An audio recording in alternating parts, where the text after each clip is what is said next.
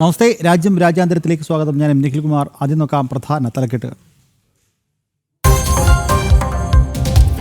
C Sadanandan master രാജ്യസഭയിലേക്ക് നാമനിർദ്ദേശം ചെയ്ത് രാഷ്ട്രപതി. സംഘടന ഏൽപ്പിച്ച ദൗത്യമെന്ന് സദാനന്ദൻ മാസ്റ്റർ ജനം ടിവിയോട്. എന്താണെന്ന് ചോദിക്കേണ്ടതുമില്ല. എന്തായാലും ഒരു ദൗത്യം ഏൽപ്പിശരി എന്ന് പറയുകയാണ്. ആ നിലയ്ക്ക് ഒരു ദൗത്യം എന്ന നിലയിൽ തന്നെയാണ് കാണുന്നത്. ഒരു പദവി അല്ലെങ്കിൽ ഒരു സ്ഥാനം സ്വാഭാവികമാണ്, സാങ്കേതികമായിട്ട് അങ്ങനെയൊക്കെ തന്നെയാണ്. എങ്കിലും ദൗത്യം എന്ന് പറയുമ്പോൾ അതിനൊരു സമർപ്പണത്തിൻ്റെ, ഒരു കർമ്മകുശലതയുടെ ഒക്കെ തലങ്ങളുണ്ട്.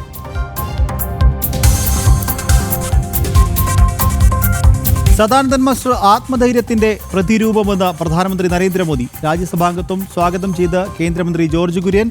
RSS ആശയങ്ങൾക്കുള്ള അംഗീകാരമെന്ന് വി മുരളീധരൻ. സന്തോഷവും അഭിമാനവുമെന്ന് സദാനന്ദൻ മാസ്റ്ററുടെ മകൾ.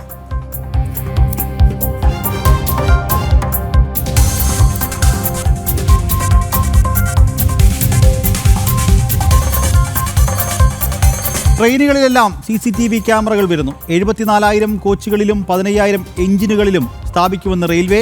നീക്കം യാത്രക്കാരുടെ സുരക്ഷ മുൻനിർത്തി.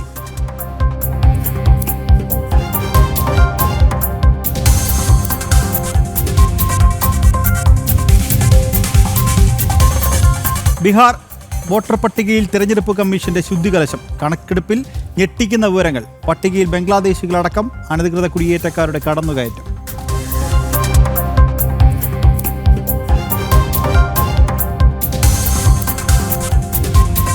ഹമാസ് ഇസ്രായേൽ വെടിനിർത്തൽ ധാരണ വൈകും. സൈനിക പിന്മാറ്റത്തിലും ബഫർ സോണിലും അഭിപ്രായ ഭിന്നത. ബന്ദികളുടെ മോചനത്തിൽ ഇസ്രായേൽ ആവശ്യം അംഗീകരിക്കാതെ ഹമാസ്.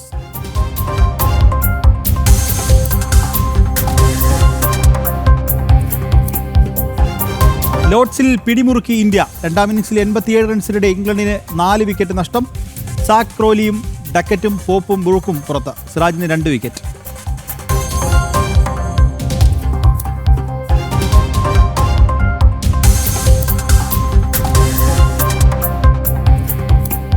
വിംബിൾഡണിലും ക്ലബ് ലോകകപ്പിലും കലാശ പോരാട്ടം. ഫുൾകോർട്ടിൽ യാനിക് സിനറും കാർലോസ് അൽക്കാരസും നേർക്കുനേർ. ചെൽസി PSG പോരാട്ടം അർദ്ധരാത്രി.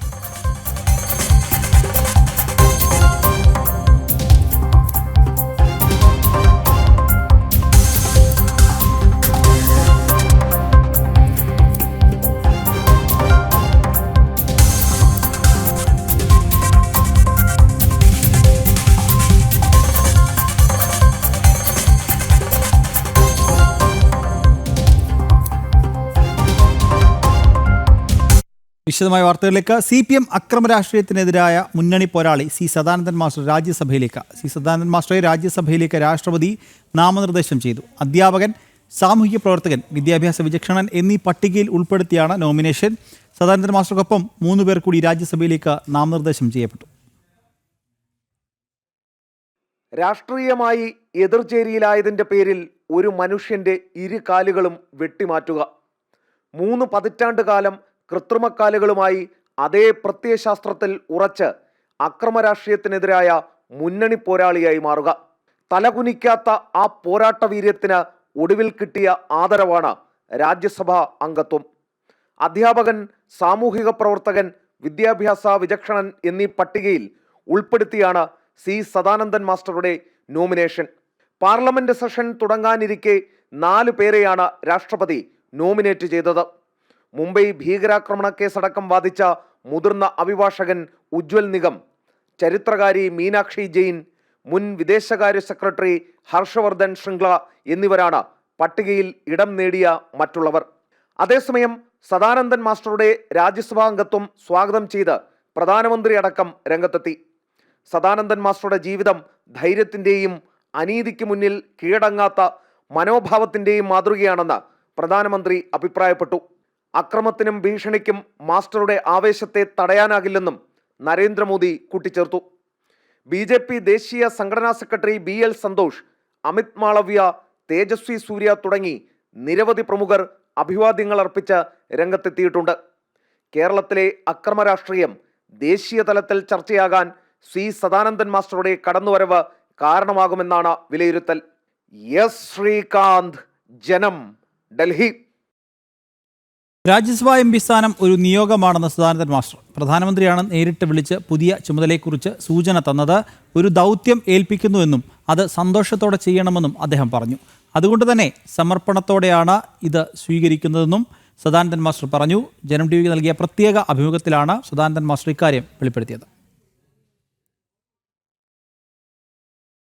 ഒരു ദൗത്യം ഏൽപ്പിക്കുന്നു എന്നാണ്, ഒരു മിഷൻ എന്നാണ് അദ്ദേഹം ഉപയോഗിച്ചത്. അപ്പോൾ അത് വലിയൊരു ഒരു പ്രയോഗം തന്നെയാണ്. ഒരു ദൗത്യം ഏൽപ്പിക്കുന്നു, അത് സന്തോഷത്തോടെ ഏറ്റെടുക്കണം, അത് നിർവഹിക്കണം എന്നാണ് അദ്ദേഹം ആവശ്യപ്പെടുന്നത്. അപ്പോൾ സത്യത്തിൽ എന്താണ് മോദിജിയുടെ മനസ്സിൽ എന്ന് അപ്പോൾ എനിക്ക് മനസ്സിലായിട്ടില്ല. എന്താണ് ദൗത്യം, എന്താണെന്ന് ചോദിക്കേണ്ടതുമില്ല. എന്തായാലും ഒരു ദൗത്യം ശരി എന്ന് പറയുകയാണ്. ആ നിലയ്ക്ക് ഒരു ദൗത്യം എന്ന നിലയിൽ തന്നെയാണ് കാണുന്നത്. ഒരു പദവി അല്ലെങ്കിൽ ഒരു സ്ഥാനം സ്വാഭാവികമാണ്, സാങ്കേതികമായിട്ട് അങ്ങനെയൊക്കെ തന്നെയാണ്. എങ്കിലും ദൗത്യം എന്ന് പറയുമ്പോൾ അതിനൊരു സമർപ്പണത്തിൻ്റെ, ഒരു കർമ്മകുശലതയുടെ ഒക്കെ തലങ്ങളുണ്ട്. അപ്പോൾ ആ നിലക്ക് അത് അങ്ങനെ തന്നെ സ്വീകരിക്കുകയാണ്.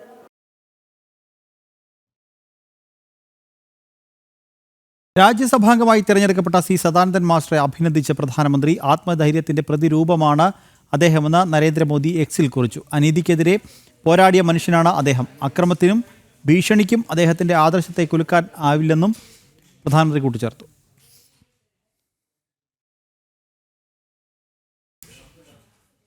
സദാനന്ദൻ മാസ്റ്ററെ രാജ്യസഭയിലേക്ക് രാഷ്ട്രപതി നോമിനേറ്റ് ചെയ്തതിൽ വളരെ സന്തോഷമെന്ന് മുൻ കേന്ദ്രമന്ത്രി വി മുരളീധരൻ. കമ്മ്യൂണിസ്റ്റ് അക്രമങ്ങളുടെയും അസഹിഷ്ണുതയുടെയും ജീവിക്കുന്ന രക്തസാക്ഷിയാണ് സദാനന്ദൻ മാസ്റ്റർ. രാഷ്ട്രീയ സ്വയംസേവക സംഘം ഉയർത്തിപ്പിടിക്കുന്ന ഹിന്ദുത്വത്തിൻ്റെയും ദേശീയതയുടെയും ആശയങ്ങൾക്കുള്ള അംഗീകാരമാണ് ഇത്. ലോകമെമ്പാടുമുള്ള സംഘ സ്വയംസേവകർക്കൊപ്പം ഈ ആഹ്ലാദത്തിൽ പങ്കുചേരുന്നുവെന്നും വി മുരളീധരൻ പറഞ്ഞു. പൊതുപ്രവർത്തനത്തിൽ കർമ്മനിരതനായിരിക്കുന്ന ഒരു വ്യക്തി, അദ്ദേഹത്തെ ഇല്ലാതാക്കാൻ ദേശീയത ഉയർത്തിപ്പിടിച്ചു എന്നുള്ള ഒരൊറ്റ കാരണം കൊണ്ട് അദ്ദേഹത്തെ ഇല്ലാതാക്കാൻ ശ്രമിച്ച കമ്മ്യൂണിസ്റ്റ് അക്രമ രാഷ്ട്രീയത്തിനും അതോടൊപ്പം അസഹിഷ്ണുതയ്ക്കും അതിന് വഴങ്ങാതെ സദാനന്ദൻ മാസ്റ്റർ അദ്ദേഹത്തിൻ്റെ കാലുകൾ നഷ്ടപ്പെട്ടതിന് ശേഷവും നമ്മുടെ ഇടയിൽ പ്രവർത്തിക്കുന്നു, ജനസേവനം നടത്തുന്നു.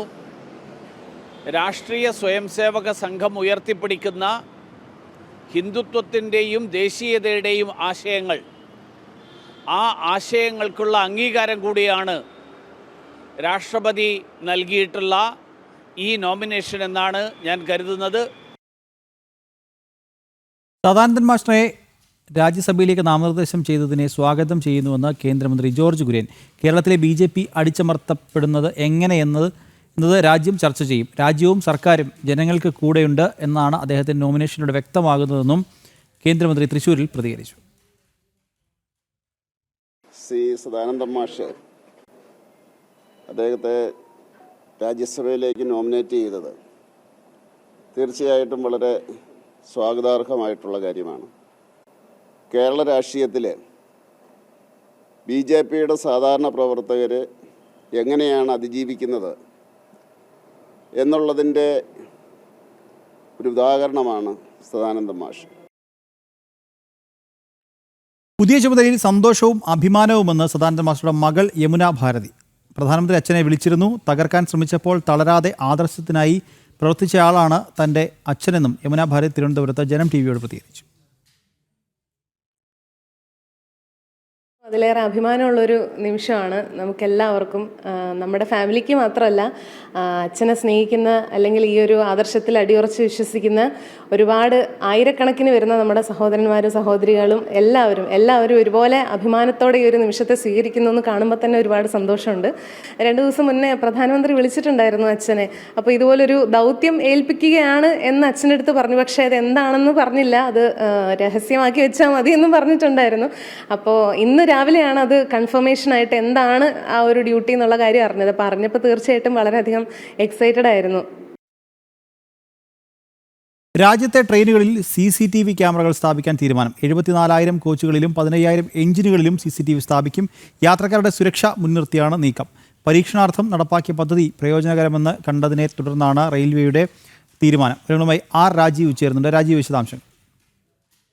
ഉണ്ടെങ്കിൽ കഴിഞ്ഞ ഒരു വർഷമായി രാജ്യത്ത് തന്നെ റെയിൽവേ പരീക്ഷണാടിസ്ഥാനത്തിൽ നടപ്പാക്കിയ പദ്ധതിയാണ് ഇപ്പോൾ പൂർണ്ണ തോതിലേക്ക് വ്യാപിപ്പിക്കുന്നത്. ഈ CCTV ക്യാമറകൾ സ്ഥാപിച്ചതിന് ശേഷം രാജ്യത്ത് ഈ ട്രെയിൻ ആക്രമണങ്ങൾ, അതായത് ട്രെയിനിലുണ്ടാകുന്ന കുറ്റകൃത്യങ്ങളുടെ എണ്ണത്തിൽ വലിയ രീതിയിലുള്ള കുറവുണ്ടായതായി കണ്ടെത്തിയിരുന്നു. ഇതുമായി ബന്ധപ്പെട്ട് വിശദമായ റിപ്പോർട്ട് തന്നെ റെയിൽവേ ബോർഡ് കേന്ദ്ര സർക്കാരിന് സമർപ്പിക്കുകയും ചെയ്തിരുന്നു. ഇതിനുശേഷമാണ് കഴിഞ്ഞ ദിവസം ചേർന്ന ഉന്നതതല യോഗത്തിൽ മുഴുവൻ ട്രെയിനുകളിലും CCTV ക്യാമറകൾ സ്ഥാപിക്കാനുള്ള തീരുമാനത്തിലേക്ക് എത്തിയത്. കേന്ദ്ര റെയിൽവേ മന്ത്രി അശ്വിനി വൈഷ്ണവ് ഇത് സംബന്ധിച്ച ഉത്തരവ് നൽകുകയായിരുന്നു. ഏതായാലും എല്ലാ ട്രെയിനുകളിലും, രാജ്യത്തെ എല്ലാ ട്രെയിനുകളിലേക്കും CCTV ക്യാമറകൾ കൊണ്ടുവരുന്ന പദ്ധതി വ്യാപിപ്പിക്കുകയാണ്. നേരത്തെ വന്ദേ ഭാരത് ഉൾപ്പെടെയുള്ള ട്രെയിനുകളിൽ CCTV ക്യാമറകൾ സ്ഥാപിച്ചിരുന്നു. മാത്രമല്ല മറ്റു ചില ട്രെയിനുകളിൽ CCTV ക്യാമറകൾ സ്ഥാപിച്ചപ്പോഴാണ് കുറ്റകൃത്യങ്ങളുടെ എണ്ണത്തിൽ ഗണ്യമായ കുറവ് കണ്ടെത്തിയത്. മാത്രമല്ല നിലവിൽ റെയിൽവേ ആലോചിക്കുന്ന അനുസരിച്ചാണെങ്കിൽ 15,000 എഞ്ചിനുകളിലും അതുപോലെ തന്നെ 74,000 കോച്ചുകളിലുമാണ് CCTV ക്യാമറകൾ പുതിയതായി സ്ഥാപിക്കുന്നത്. ഇതുമൂലം യാത്രക്കാരുടെ സുരക്ഷയ്ക്ക് വലിയ പ്രാധാന്യം റെയിൽവേ നൽകുകയാണ്. യാത്രക്കാരുടെ സുരക്ഷ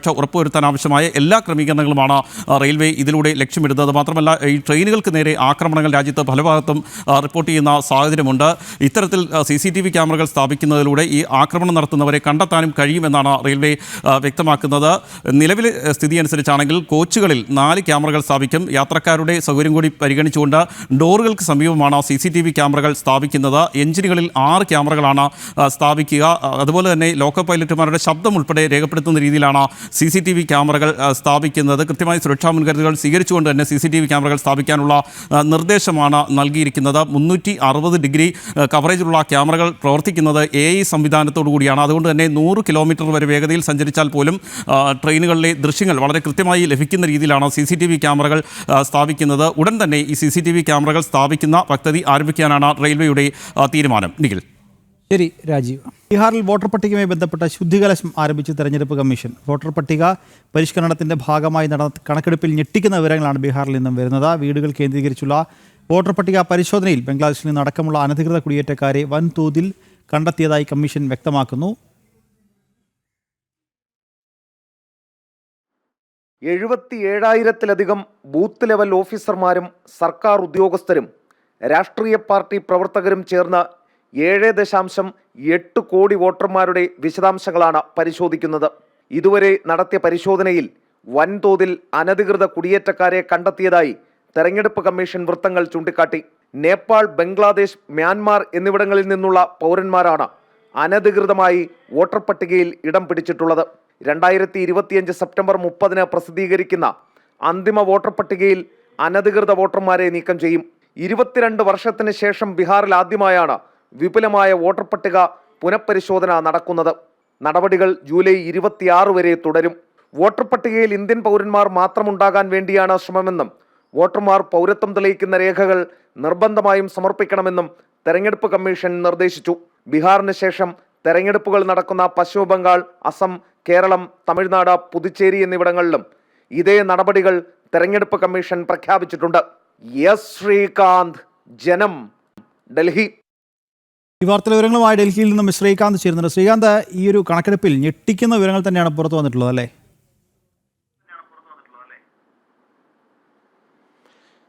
നിലവിൽ 2003 ശേഷം ബീഹാറിൽ ഇത് ആദ്യമായാണ് ഇത്തരത്തിൽ വോട്ടർ പട്ടിക പരിഷ്കരണം നടക്കുന്നത്.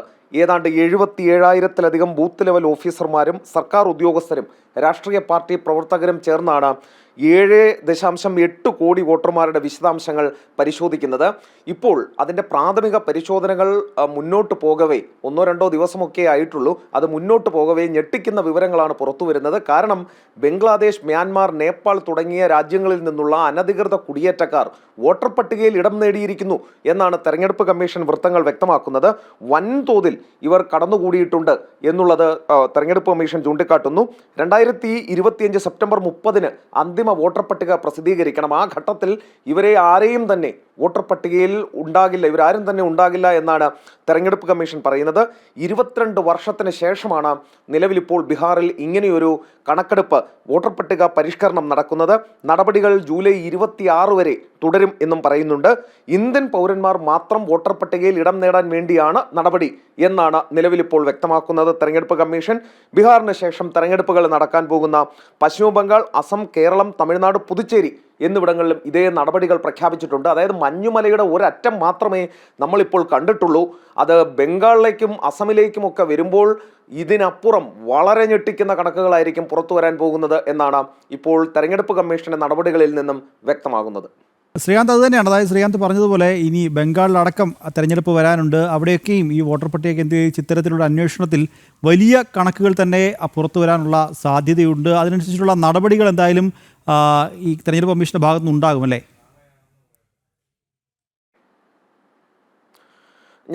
അതാണ് ഞാനിപ്പോൾ പറഞ്ഞത്. ഈ തെരഞ്ഞെടുപ്പ് കമ്മീഷന്റെ ഭാഗത്തു നിന്നും ഇപ്പോൾ ഈ ബീഹാറിലെ ഇലക്ഷൻ നടപടികൾ, വോട്ടർ പട്ടിക പരിഷ്കരണം, തെരഞ്ഞെടുപ്പ് നടപടികൾ പൂർത്തിയായാൽ ഉടൻ ഈ കാര്യങ്ങളിലേക്ക് കടക്കും. അത് മാർച്ച് ഏപ്രിൽ മാസങ്ങളിലായിരിക്കും അടുത്ത വർഷം. അപ്പോൾ ബംഗാൾ, അസം, കേരളം, അങ്ങനെ പുതുച്ചേരി, അങ്ങനെ വിവിധ സംസ്ഥാനങ്ങളുണ്ട്. ഈ സംസ്ഥാനങ്ങളിലെല്ലാം തന്നെ തെരഞ്ഞെടുപ്പ് വരാൻ പോവുകയാണ്. ആ പശ്ചാത്തലത്തിലാണ് ഇവിടേക്കും നീളുന്നത്. ഇതിൽ 2 സംസ്ഥാനങ്ങളാണ് ഏറ്റവും പ്രധാനപ്പെട്ടത്. അത് അസമും ബംഗ്ലാദേശുമാണ്. ബംഗ്ലാദേശി ഇൻഫിൽട്രേറ്റേഴ്സിനെ കൊണ്ട് നിറഞ്ഞിരിക്കുകയാണ് ഈ 2 സംസ്ഥാനങ്ങളും. അത് മാത്രമല്ല അവർക്കെല്ലാം വോട്ടർ ഐ ഡിയും വിവിധ രേഖകളും ഉണ്ട് എന്നുള്ളതാണ് മനസ്സിലാക്കാനും സാധിക്കുന്നത്. എങ്ങനെയാണ് പൗരത്വം കിട്ടിയത് എന്ന് തെളിയിക്കേണ്ട സാഹചര്യം വരുമ്പോൾ അത് ബൈ ബർത്താണോ രജിസ്ട്രേഷനാണോ അങ്ങനെ വിവിധ ചോദ്യങ്ങളുണ്ട്. അതെല്ലാം കൃത്യമായി മറുപടി നൽകേണ്ടി വരും. അപ്പോൾ പുറത്തേക്കുള്ള വഴിയും തുടരും. ഇന്ത്യ മുന്നണി ഇതിനെ എതിർത്തപ്പോഴേ മനസ്സിലായിരുന്നു ഇത് രാജ്യത്തിന് ഗുണകരമായ എന്തോ സംഗതിയാണ് എന്നുള്ളത്. ഇപ്പോൾ അതിൻ്റെ യാഥാർത്ഥ്യം പുറത്തു വരികയാണ്. ബംഗ്ലാദേശി കുടിയേറ്റക്കാർ, നേപ്പാളിൽ നിന്നും മ്യാൻമാറിൽ നിന്നും ഒക്കെ വന്ന റോഹിംഗ്യൻ കുടിയേറ്റക്കാരടക്കം ഈ വോട്ടർ പട്ടികയിൽ ഉൾപ്പെടുന്നു എന്ന് പറയുമ്പോൾ ഇവർ നമ്മുടെ തെരഞ്ഞെടുപ്പിനെ നിയന്ത്രിക്കുന്നു. നമ്മുടെ തെരഞ്ഞെടുപ്പിൽ ആര് ജയിക്കണമെന്ന് തീരുമാനിക്കുന്നത് ഈ വിദേശികളാണ് എന്നുള്ളതാണ് തെരഞ്ഞെടുപ്പ് കമ്മീഷൻ വ്യക്തമാക്കുന്നത്. തൽക്കാലം അവർക്ക് പുറത്തു നിൽക്കാം. ഇന്ത്യൻ പൗരന്മാർ ഉൾപ്പെട്ട സുതാര്യമായ തെരഞ്ഞെടുപ്പ് 2003 ശേഷം ബീഹാറിൽ നടക്കാൻ പോകുന്നു. ഈ വാർത്തകളിലേക്ക്. ഹമാസ് ഇസ്രായേൽ വെടിനിർത്തൽ ധാരണ വൈകുന്നുവെന്ന് സൂചന. സൈനിക പിന്മാറ്റം സംബന്ധിച്ചും ബഫർ സോൺ വിഷയത്തിലും അഭിപ്രായ ഭിന്നത തുടരുകയാണ്. ബന്ദികളുടെ മോചനം സംബന്ധിച്ച ഇസ്രായേലിൻ്റെ നിലപാടുകളെ അംഗീകരിക്കാൻ ഹമാസ് തയ്യാറായിട്ടുമില്ല. ഖത്തർ മുന്നോട്ട് വെച്ച വെടിനിർത്തൽ മാനദണ്ഡങ്ങൾ ഹമാസ് തള്ളിയതായാണ് സൂചന. തുറന്ന ചർച്ചകൾക്ക് ഇസ്രയേൽ സന്നദ്ധത അറിയിച്ചെങ്കിലും ഹമാസ് അനുകൂല നിലപാട് സ്വീകരിക്കുന്നില്ല എന്നാണ് ഇസ്രയേലിന്റെ ആരോപണം. ഗാസയിൽ വിന്യസിച്ച ഇസ്രയേൽ സൈനിക വിഭാഗങ്ങളെ പിൻവലിക്കുന്നത് സംബന്ധിച്ചാണ് തർക്കങ്ങൾ തുടരുന്നത്. സേനാ പിന്മാറ്റം സംബന്ധിച്ച് ഇസ്രയേൽ മുന്നോട്ട് വെച്ച നിർദ്ദേശങ്ങൾ അംഗീകരിക്കില്ലെന്നാണ് ഹമാസിന്റെ നിലപാട്. റാഫ അതിർത്തിയിൽ ഉൾപ്പെടെ 3 കിലോമീറ്ററോളം ബഫർ സോൺ വേണമെന്ന നിർദ്ദേശമാണ് ഇസ്രയേൽ മുന്നോട്ട് വയ്ക്കുന്നത്. 700 മീറ്റർ മുതൽ 1 കിലോമീറ്റർ വരെ ബഫർ സോൺ ആകാമെന്ന നിലപാടാണ് ഹമാസിന്. കസ്റ്റഡിയിലുള്ള ബന്ദികളിൽ ജീവിച്ചിരിക്കുന്ന 10 പേരെയും 18 മരിച്ചവരുടെയും മൃതദേഹങ്ങളും 60 ദിവസത്തെ വെടിനിർത്തൽ കാലയളവിൽ വിട്ടു നൽകാം എന്നാണ് ഹമാസ് അറിയിക്കുന്നത്. മുഴുവൻ ബന്ദികളുടെയും മോചനം നടപ്പാക്കണം എന്നാണ് ഇസ്രയേലിന്റെ ആവശ്യം. ഹമാസിന്റെ നിലപാടുകൾ വെടിനിർത്തൽ സാധ്യതയെ ബഹുദൂരം പിന്നോട്ടടിക്കുന്നുവെന്ന് മധ്യസ്ഥർ അനൗദ്യോഗികമായി വ്യക്തമാക്കുന്നുണ്ട്. ഇന്റർനാഷണൽ ഡെസ്ക്, ജനം. വിവരങ്ങൾ നൽകാൻ ഐസൻ ജോസ് ചേരുന്നുണ്ട്. ഐസൻ, വിശദാംശങ്ങൾ. തീർച്ചയായും ഇപ്പോൾ ഈ വെടിനിർത്തൽ ധാരണ സംബന്ധിച്ച ഒരു അന്തിമ തീരുമാനത്തിലെത്തുന്നതിന് ചില കാലതാമസം ഉണ്ടാകുന്നു എന്ന സൂചനകളാണ് പുറത്തു വരുന്നത്. അതിൽ പ്രധാനമായും ബന്ദികളുടെ മോചനം തന്നെയാണ് വലിയൊരു വിഷയമായി ഉയർന്നു വരുന്നത്. നേരത്തെ സൂചിപ്പിച്ചതുപോലെ 50ഓളം ബന്ദികളുടെ മോചനമാണ് ഇനി നടക്കാനുള്ളത്. 49, കൃത്യമായി പറഞ്ഞാൽ 49 ബന്ദികളുടെ മോചനമാണ് നടക്കാനിരിക്കുന്നത്. ഈ 49 പേരിൽ 24 പേർ മാത്രമാണ് ജീവിച്ചിരിക്കുന്നതെന്നും 25ഓളം പേർ മരിച്ചുവെന്ന വിവരങ്ങളും പുറത്തു വരുന്നുണ്ട്.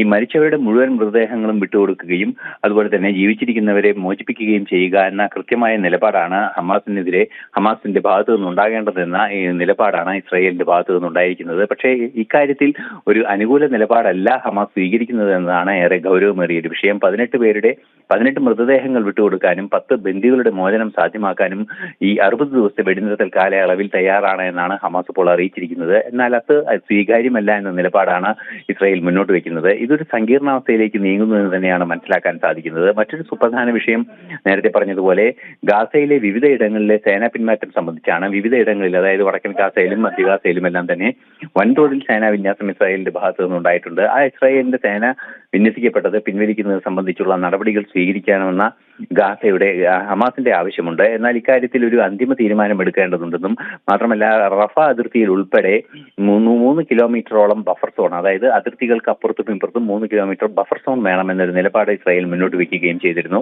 തീർച്ചയായും നമുക്കറിയാവുന്നതാണ്, ഒക്ടോബർ 7 ആക്രമണത്തെ പ്രതിരോധിക്കുന്നതിന് ബഫർ സോൺ അനിവാര്യമാണ് എന്ന ഒരു സൂചന തന്നെയാണ് ഇതിൽ നിന്നും ഇസ്രായേൽ നൽകുകയും ചെയ്യുന്നത്. എന്നാൽ അതിന് തയ്യാറല്ല. 700 മുതൽ 1 കിലോമീറ്റർ, 700 മീറ്റർ മുതൽ 1 കിലോമീറ്റർ വരെയുള്ള ബഫർ സോണുകൾ സാധ്യമാക്കാമെന്നൊരു നിലപാടാണ് ഹമാസിന്റെ ഭാഗത്തു നിന്നുണ്ടായിരിക്കുന്നത്. മധ്യസ്ഥ രാജ്യങ്ങളെല്ലാം തന്നെ ഇക്കാര്യത്തിൽ ഒരു ഇസ്രായേൽ അനുകൂല നിലപാടാണ് സ്വീകരിക്കുന്നതെങ്കിലും ഹമാസ് ഇക്കാര്യം അംഗീകരിക്കുന്നില്ല എന്നൊരു പ്രശ്നവും ഉയർന്നു വരുന്നുണ്ട്. നിലവിലെ സാഹചര്യത്തിൽ വെടിനിർത്തൽ ഇനിയും വൈകിയേക്കുമെന്ന ചില സൂചനകൾ തന്നെയാണ് പുറത്തു വരുന്നത്. 60 ദിവസത്തെ വെടിനിർത്തൽ നടപ്പാക്കണമെന്ന നിർദ്ദേശം ട്രംപാണ് മുന്നോട്ട് വെച്ചത്. അത് കൃത്യമായി നടപ്പാക്കിയില്ലെങ്കിൽ ഹമാസ് വലിയ പ്രത്യാഘാതങ്ങൾ നേരിടേണ്ടി വരുമെന്ന സൂചനയും ട്രംപ് നൽകുകയും ചെയ്തിരുന്നു. നിലവിലെ സാഹചര്യത്തിൽ വെടിനിർത്തൽ വൈകുന്നതിലേക്ക് കാര്യങ്ങൾ പോകുന്നു എന്നാണ് അറിയാൻ സാധിക്കുന്നത്.